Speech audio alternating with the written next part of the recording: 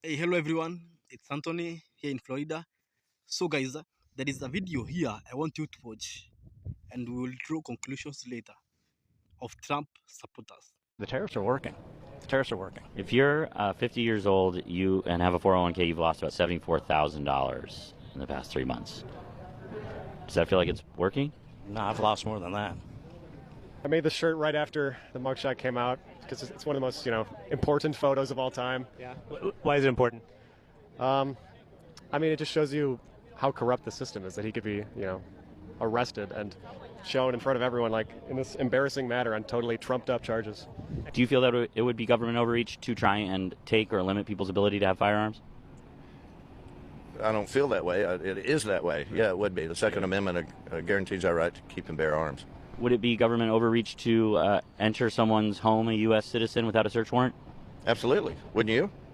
That's allowed to happen right now. Donald Trump has ordered that people ICE agents can enter homes without a warrant. He has? Yes. I don't know. Is that government overreach? Your government overreach. What are your thoughts on the deportations that have happened so far? Well, I'd like to call them homecomings because you came to our country, we paid for it, we put you up, we fed you, and now we're sending you home where you came from. It should be a celebration.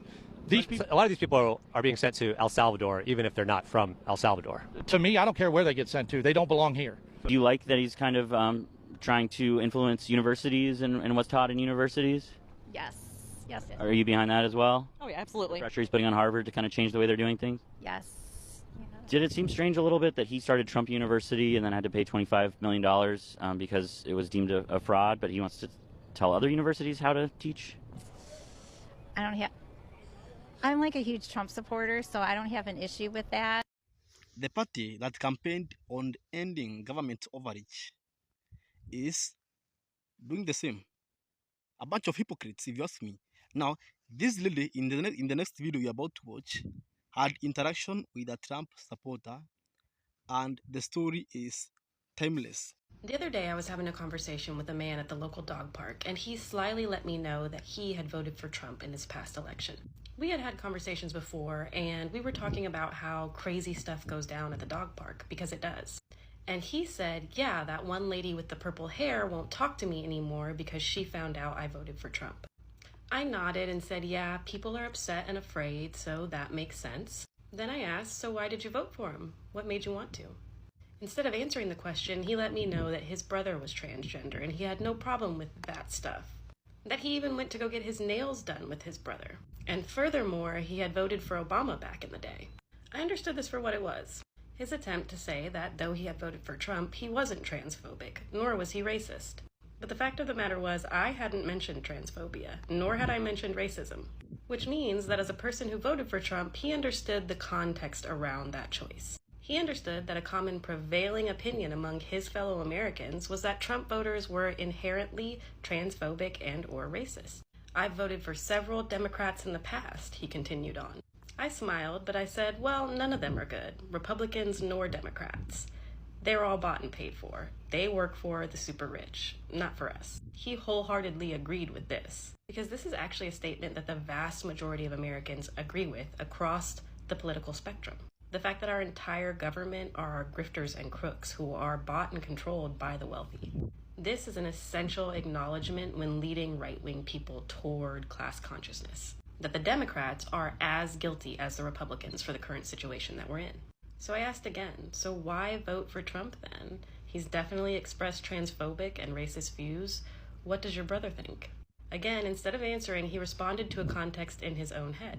He said, it's not like it matters. Trump's just saying things. It doesn't actually affect people. I said, well, Trump is a person with a lot of influence, and so what he says does influence other people.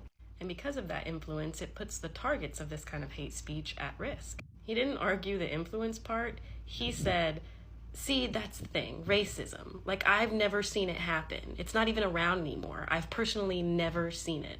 Mind you, this is a very large white man, 6'3", hella pounds. A big white dude telling me that he didn't believe in racism because he never experiences it. So I said, have you ever ridden a plane? A bit confused, he said, yeah, lots of times. I nodded. Yeah, how comfortable are those seats, I asked. He scoffed. He said they were terrible. He could barely fit in them. He was always spilling over the sides, and he could barely move his legs. There was inarguably no room in an airplane seat. It was not big enough. I let him go on for a little bit, and then I said, see, I don't know what you're talking about. I actually feel like airplane seats are perfectly sized. I never have trouble getting in or out of the seats, and I can even fold my legs underneath me and take a nap like a cat. Now I see his wheels turning, so I quickly push on. You're married, right? I asked. And I know he is because, again, we've conversed before, but he confirms it. Yes, he's married. And I said, how do you feel about your wife going places alone at night? Like, how would you feel about her going for a midnight run in the park all alone? And now he's really picking up what I'm putting down. And I've put it down patiently enough that he's not angry or offended. He's visibly sheepish. And this always earns a smile from me. He admits he would not want his wife going for a midnight run alone in the park. On his own, he adds that he agrees women face struggles that men don't. Now I go ahead and finish the thought that's rattling around in his mind. Right, I say, so as white people, we're not experiencing the negative effects of racism because we're not the targets of racism, but the beneficiaries of white supremacy. We might not be seeing it because we don't think that it's actively harming us. Just like how, though I've never had a problem with the size of an airplane seat, that doesn't mean that you've never had a problem with the size of an airplane seat. And just because you might not be in danger going for a midnight run in the park, that doesn't mean that your wife wouldn't be in danger going for a midnight run in the park and be justified in being scared to do so. I see from the expression on his face that a switch has flipped. He concedes the point to me. We keep going until he plainly states that he sees that the points that I'm making apply to racism. Now I push on with some validation. You're right about both the Democrats and Republicans being crooked, though, I say. The whole system is set up to screw us over, and our politicians uphold that system. My favorite part of these conversations is always watching the wheels turn. After this, like I have with many others, I metaphorically take his hand and slowly lead him toward class consciousness. 1, find their starting point.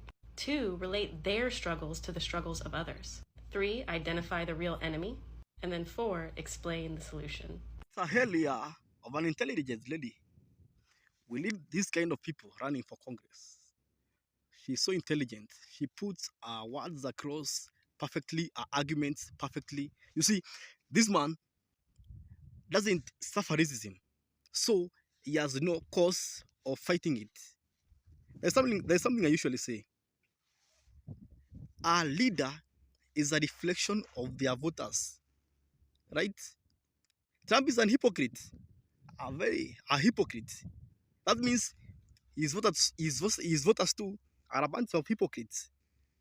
If you're voting a transphobe, a racist, right, a lunatic, what does that reflect on you? You can't make a conscious judgment. This guy is crazy. This guy is a lunatic. This guy is a scammer, a snake oil seller. A guy who used to sell Bibles. He started the Trump University. It failed. He was scamming students. So, what did you say about this guy? I'm Megan, and I am running for governor of Texas. Not because I've always dreamed of a career in politics. Actually, it's the opposite. But because I couldn't keep watching what's happening to our state, and I can't stay quiet.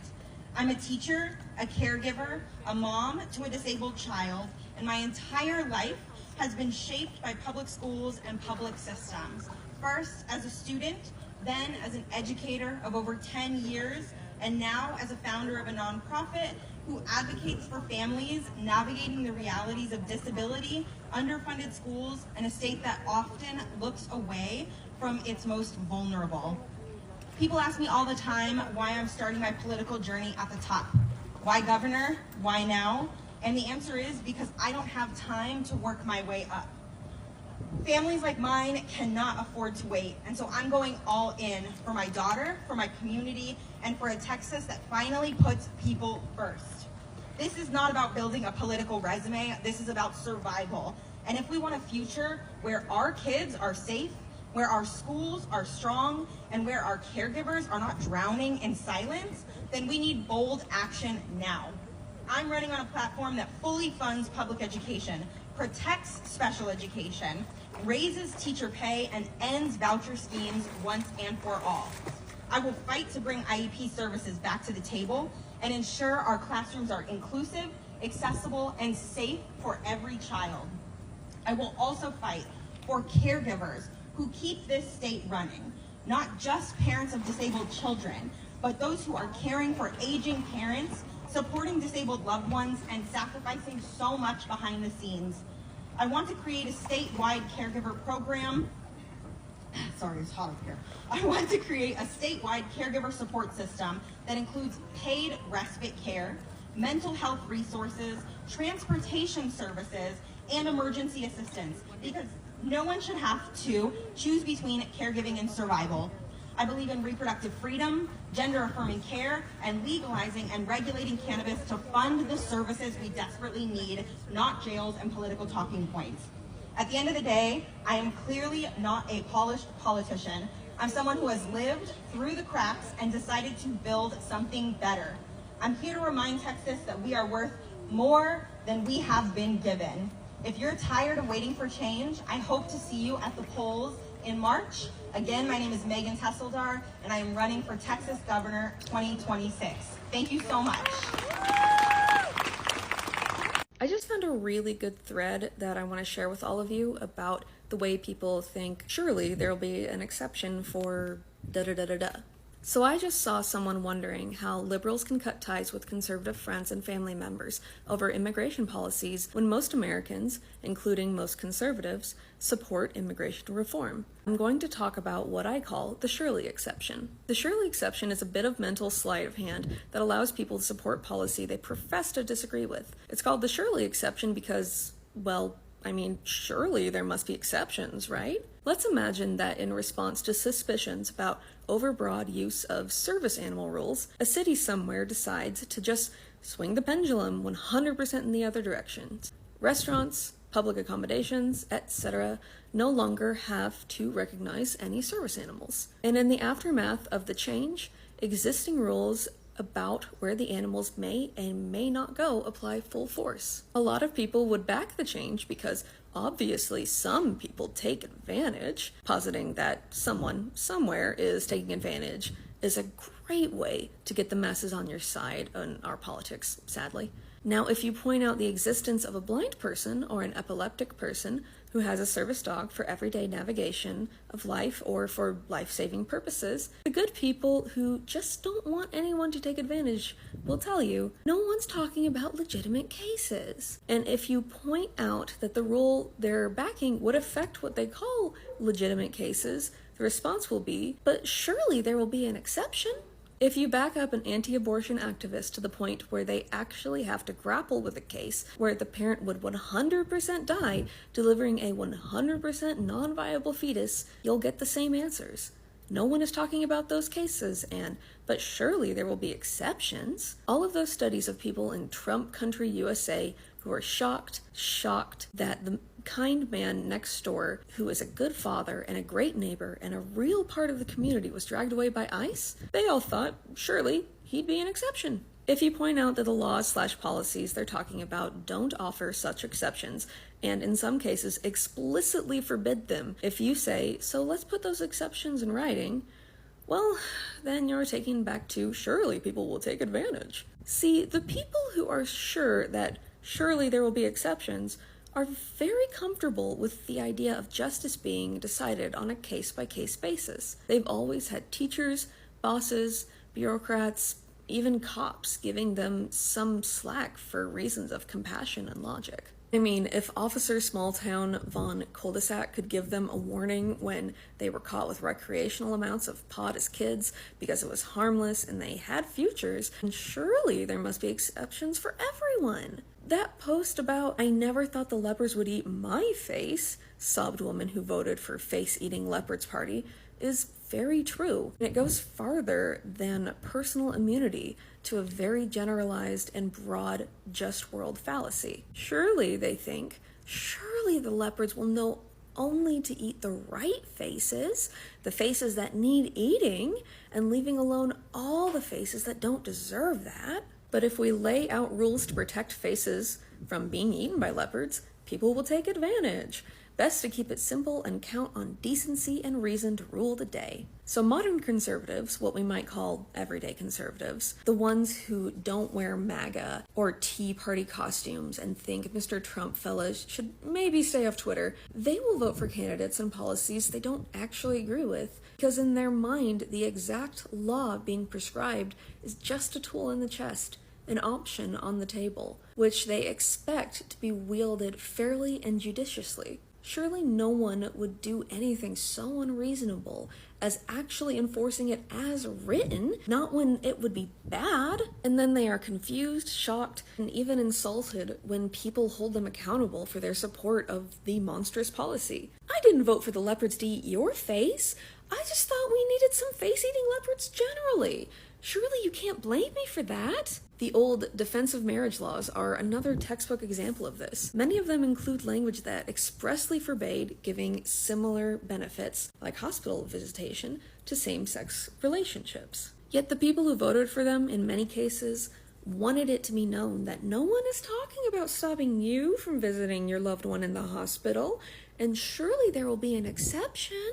The surely exception is how people who are only mundanely monstrous, moderately monstrous, wind up supporting policies that are completely monstrous. And when they do, they always want credit for their good intentions towards those they see as deserving, not the outcomes.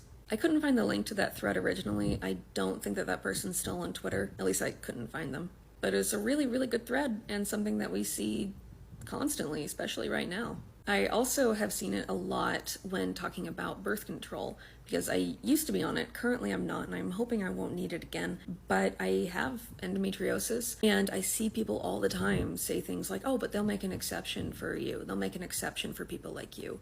No, they won't. The people who want things like birth control gone or want total abortion bans, things like that, they say they'll make an exception for the life of the mother, and we have seen how well that's working out with people hemorrhaging in parking lots of hospitals just because the hospital was afraid to treat them because they thought that they would lose their license and go to jail. We've seen how these things play out over and over and over, and people are still surprised when the leopard eats their face. In the first video, I like about the lady who has decided to run for the governor seat.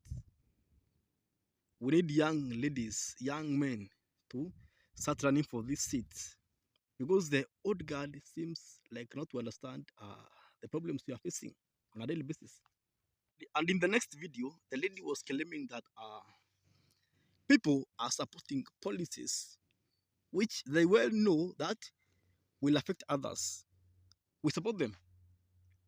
We know they will affect others, but we support them. Look at deportations, separating for families, right? Taking hard-working people out of our societies and deporting them. People who are not criminals, people who are of goodwill, people who are contributing to the taxes of this country, people who are contributing to the building of this country. We are deporting them. And we ask, why was the forest shrinking? Why was the forest shrinking? Because the trees kept on voting for the axe. The crime-fighting pretext of Trump's military takeover of U.S. cities was always an obvious pretext. With these red state deployments, honestly, it's increasingly also just a joke. 13 of the top 20 cities in homicide rate have Republican governors. None of these cities is Chicago. 8 of the top 10 states with the highest homicide rates are led by Republicans. None of those states is Illinois. Memphis, Tennessee, Hattiesburg, Mississippi have higher crime rates than Chicago, and yet Donald Trump is sending troops here and not there? Ask yourself why.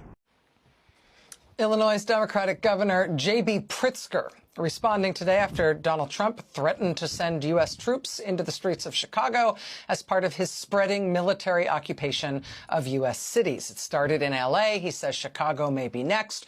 Right now, it's still ongoing in Washington, D.C. And Trump's military force in D.C. so far includes National Guard troops from at least 6 states. But Governor Pritzker's right when he says that basically every one of those states has its own cities where crime is worse than it is in Washington, D.C., so maybe those governors should look at home before they look abroad. Mississippi's Republican governor sent at least 200 National Guard troops to D.C.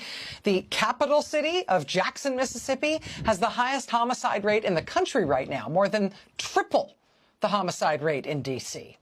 Tennessee's Republican governor has sent at least 160 National Guard troops to D.C. Memphis, Tennessee's homicide rate is 60% higher than the rate in D.C. Ohio's Republican governor has sent 150 National Guard troops to D.C. Ohio actually has not one but two cities with higher homicide rates than D.C. has. Both Dayton and Cleveland have that distinction.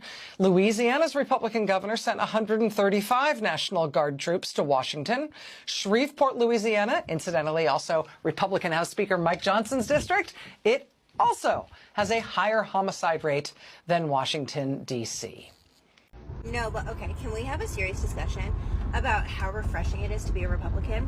And with Republicans, they don't get offended by anything. They're like, oh, you don't like bananas? That's cool. I made a list. And I'm sure that I missed something, so in the comments let me know what else you would add to this list. But here we go, things that Republicans have been offended by that somehow threaten freedom. A black Little Mermaid, Mr. Potato Head losing the mister, M&M's changing their shoes, Target selling rainbows in June, a Bud Light can with a trans person on it, NFL players kneeling, drag queens reading books, Elmo getting a COVID vaccine, Big Bird promoting science, Happy Holidays, Disney having gay characters, the green M&M not being sexy enough, teachers acknowledging that gay people exist, trans people existing, period, Michelle Obama's arms, Taylor Swift encouraging people to vote, Snow White not being white enough, a gay couple in a Hallmark movie, the FBI only after it investigated Trump, Beyonce being too political, critical race theory even though they can't define it,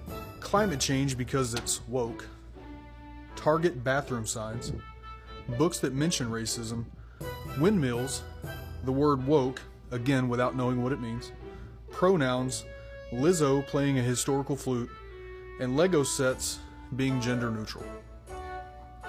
Hope that helps. Dear Donald Trump, back on January 6, 2021, you said you had neither the power or authority to activate the National Guard when the Capitol was being attacked. But now, in that same city, in Washington, D.C., you're activating the National Guard to attack that city because of crime, even though the city's crime rate has gone down by 30% since 2024, according to your own website. What's up with that? What's up with that? Uh-oh, what's up with that? What's up with that? I'd like to know. I want to know. In the last two videos, one of Rich Mado, Pritza, and these are other commentaries, they are showing how Republicans are a bunch of hypocrites, right? Trump is sending a National Guard to blue states, whereas it is clearly shown in data that red states have high crime rates. Yeah, data shows it. It's high in red states. And again, Republicans claim that the Democrats are the snowflakes. Look at their reaction to the Bud Lights. Look at the reaction to the Black Lives Matter protest. What did they do during the January 6th of 2021? And yet they claim we are the snowflakes, we are the lawbreakers, we are the ungovernable. They are a bunch of hypocrites. They want to put a blame on us so that they can paint a bad picture of us before the midterm elections. Look at the bigger picture. They want to paint a bad picture of the Republicans, of the Democrats before the midterm elections. So let's not forget about the real issues affecting Americans. Tariffs, high cost of living, right? Yes. Let's not forget about the real problems affecting Americans. So if you haven't subscribed to our channel, this is a wake-up call. Do so. No one can sue us like Trump is suing the likes of ABC and all.